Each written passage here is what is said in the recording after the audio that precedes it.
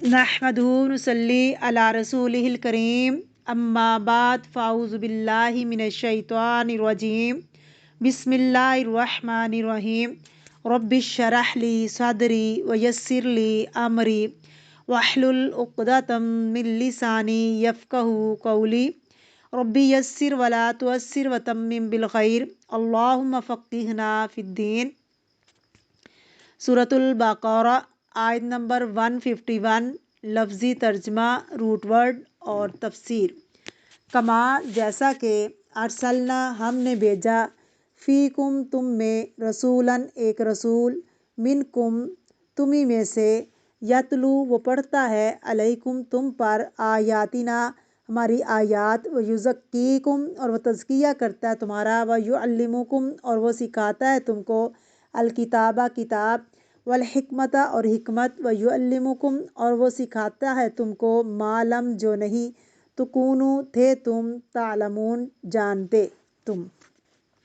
Root word कमा जैसा कि अरसलना भेजा हमने, फ़ीकुम तुम में, रसूलन एक रसूल यानी मोहम्मद सल्लल्लाहु अलैहि वसल्लम, मिनकुम तुम्ही में से, यतलू वो पढ़ता है, रिसाइट करता है, अलैकुम तुम पर, आयातिना हमारी आयात यानी कुरान पाक, व युज़क्कीकुम और तुम्हारा तज़किया करता है, नशो नमा करता है, व युअल्लिमुकुम और वो सिखाता है तुमको, अल्लमा युअल्लिमु तालीम, अलकिताबा किताब की यानी कुरान पाक की लफ्ज़ी और मानवी इतबार से, वल हिकमता और हिकमत, हिकमत क्या है? हदीस रसूल, शरीयत के अहकाम के अंदर जो हिडन मैसेज है, और हिकमत आम रोज़मर्रा ज़िंदगी में कहते हैं किसी चीज़ को उसके असल मुकाम पर रखना।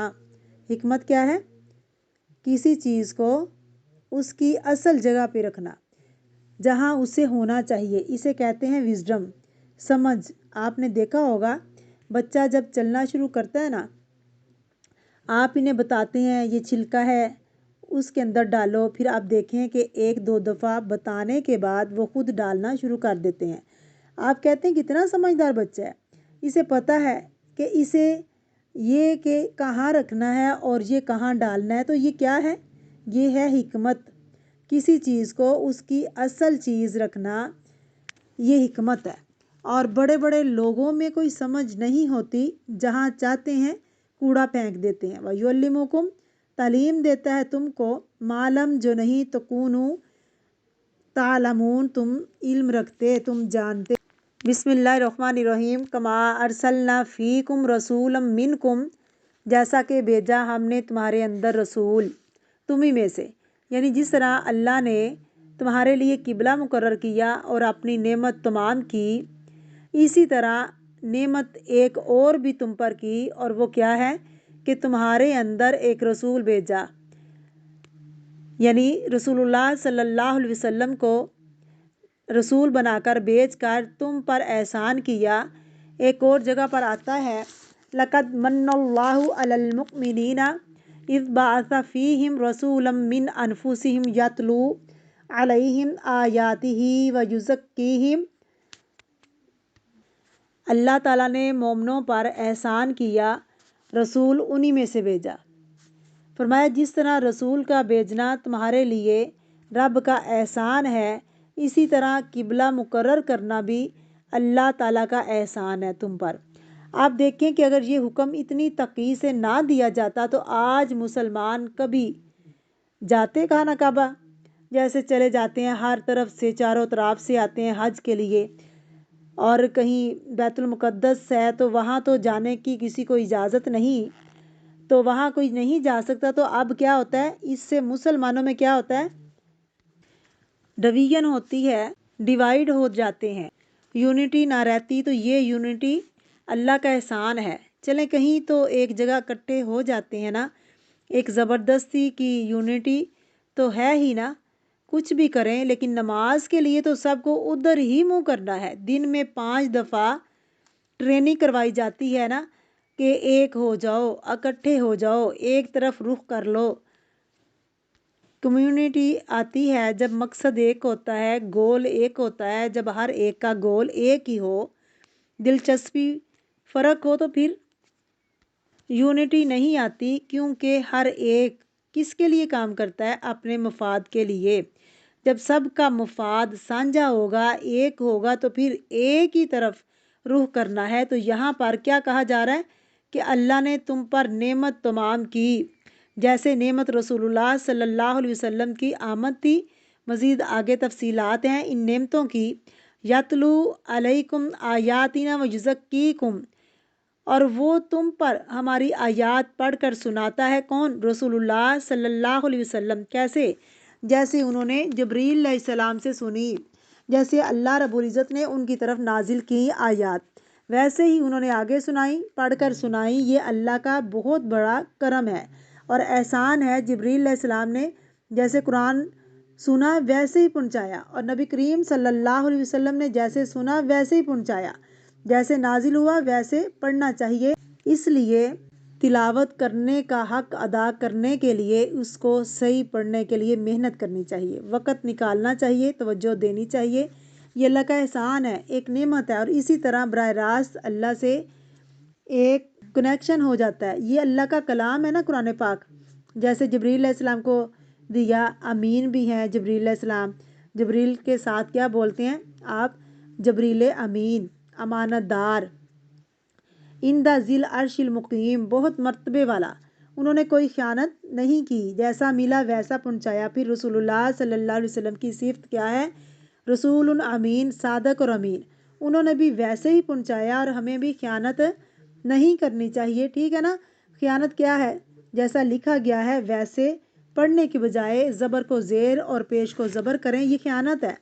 وَيُزَكِّيكُمْ، اور وہ تمہارا تزکیہ کرتا ہے۔ تزکیہ کا ایک اور معنی نشو و نما کرنا، گرو کرنا، یہ بھی ایک نعمت تھی۔ یہ نبی کریم صلی اللہ علیہ وسلم نے صرف علم نہیں دیا، علم کے ساتھ ساتھ تربیت بھی کی۔ وَيُعَلِّمُكُمُ الْكِتَابَ، اور تمہیں کتاب کی تعلیم دیتا ہے۔ عرب کون تھے؟ امی لوگ تھے۔ امی کون ہوتا ہے؟ ان پڑھ، پڑھے لکھے نہ تھے۔ پھر نبی کریم صلی اللہ علیہ وسلم نے آ کر انہیں پڑھنا لکھنا سکھایا، ان کو پڑھا لکھا بنا دیا۔ یہ نعمت ہے، اللہ کا احسان ہے۔ یہاں یہ آیت دوبارہ آئی ہے، پہلے بھی گزری تھی، آپ سوچ رہے ہوں گے پھر دوبارہ کیوں آ گئی؟ وہاں ایک اور کنٹیکسٹ میں تھی، یہاں اس کنٹیکسٹ میں ہے کہ یہ سارا احسان ہے اللہ کا، نعمت ہے اللہ کی، اس کو یاد کرو۔ اور ان نعمتوں کے ساتھ ہی قبلے کا تعین بھی نعمت ہے۔ ان ساری نعمتوں کو اکٹھا کیا جا رہا ہے۔ تو عرب جاہل امی لوگ تھے، جن کو نبی کریم صلی اللہ علیہ وسلم نے کتاب کی تعلیم دی، ان کو سکھایا۔ کتاب کیسے سکھائی؟ لفظاً اور معنوی بھی اور عملاً بھی، تین طریقے سے سکھائی۔ آپ نے پڑھ کر بھی سنایا، پھر اس کے معنی بتائے، پھر کر کے بھی دکھایا۔ آپ نے صرف لیکچر نہیں دیے، کام کر کے دکھائے۔ والحکمہ، اور حکمت کی تعلیم دی۔ حکمت کیا ہوتی ہے؟ جو بھی احکام ہے ان کی جو وزڈم ہے وہ بھی سکھائی۔ یہ کیوں حکم دیا جا رہا ہے؟ ہر چیز کو اس کی اصل جگہ پر رکھنا حکمت ہوتی ہے۔ ہر چیز کو کیسے کرنا چاہیے، کتنا کرنا چاہیے، کہاں کرنا چاہیے، یہ سب چیزیں آپ نے سکھائیں، اور ہر چیز میں حکمت۔ وَيُعَلِّمُكُمْ، اور ایک نعمت اور کیا ہے؟ وہ سکھاتا ہے تم کو مَا لَمْ تَكُونُوا تَعْلَمُونَ، جو تم نہ جانتے تھے، تمہیں پہلے پتہ نہ تھا۔ عرب امی قوم تھی، تو امی قوم کو پہلے بہت سی باتوں کا پتہ ہی نہ تھا، لیکن پھر کتنا پتہ چلا؟ ابو ذر کی وہ حدیث یاد کر لیں جس میں وہ کہتے ہیں کہ آپ صلی اللہ علیہ وسلم کی وفات اس حال میں ہوئی کہ آپ صلی اللہ علیہ وسلم نے ہمیں زمین اور آسمان میں اڑتے پرندے کے بارے میں بھی علم دیا۔ آسمان میں کوئی پرندہ اڑتا ہے، اپنے پر پھراتا ہے، تو یہ کیسے کرتا ہے، کیوں کرتا ہے، اس کا بھی ہمیں بتایا۔ ہر چیز کے بارے میں ہمیں سکھایا جو پہلے نہیں پتہ تھا۔ سب سے بڑی بات یہ کہ غور و فکر کرنا سکھایا۔ جب کوئی غور و فکر کرتا ہے اور غور و فکر کرنا، عقل استعمال کرنا سیکھ جاتا ہے، یہ پھر کیا ہوتا ہے؟ یہ پھر اس کو راہ مل جاتی ہے۔ نبی کریم صلی اللہ علیہ وسلم کی آمد کے بعد پوری دنیا کے حالات تبدیل ہو گئے۔ یہ جتنی بھی علمی ترقیاں ہوئیں، ان میں جو تیزی یا تیز رفتار آئی، یہ اسلام کی برکت سے آئی، آپ صلی اللہ علیہ وسلم کی برکت سے آئی، کیونکہ آپ نے دماغ استعمال کرنا سکھایا، ہر چیز کو دلیل سے سمجھایا، اور یہ صرف عربوں کو نہیں سکھایا بلکہ ہمیں بھی سکھایا کہ اللہ ماں کے پیٹ سے انسان کو سکھا کر نہیں بھیجتا، دنیا میں آ کے سیکھتا ہے، دنیا میں آ کر جتنا کچھ بھی سیکھ لے سب کچھ دنیا میں آ کے وہ سیکھتا ہے، لیکن جب تک قرآن نہ سیکھے علم ادھورا ہے، علم مکمل نہیں ہوتا، کیونکہ اس کو اصل علم کہا گیا ہے، کیونکہ یہ سچ پر حقیقت پر مبنی ہے اور باقی چیزوں میں یقینی بات نہیں، 100% کچھ بھی نہیں۔ جو بڑی بڑی ریسرچ کرتے ہیں آخر میں آ کر کہتے ہیں ہم اس کے بارے میں شور نہیں، یہ صرف ایک اوپینین ہے، لیکن قرآن پاک کا کیا حکم ہے؟ وَإِنَّهُ لَلْحَقُّ مِن رَبِّكَ، یہ حق ہے تیرے رب کی طرف سے، جو اللہ نے اتار دیا یہ سارے کا سارا حق ہے، اس کو ماننا پڑے گا۔ جب تک مانیں گے نہیں تو انسان ایمان والا نہیں، مسلمان نہیں ہے، وہ مومن نہیں بن سکتا۔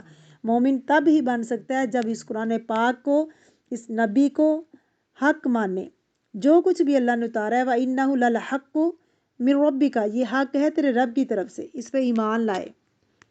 وآخر دعوانا ان الحمد للہ رب العالمین۔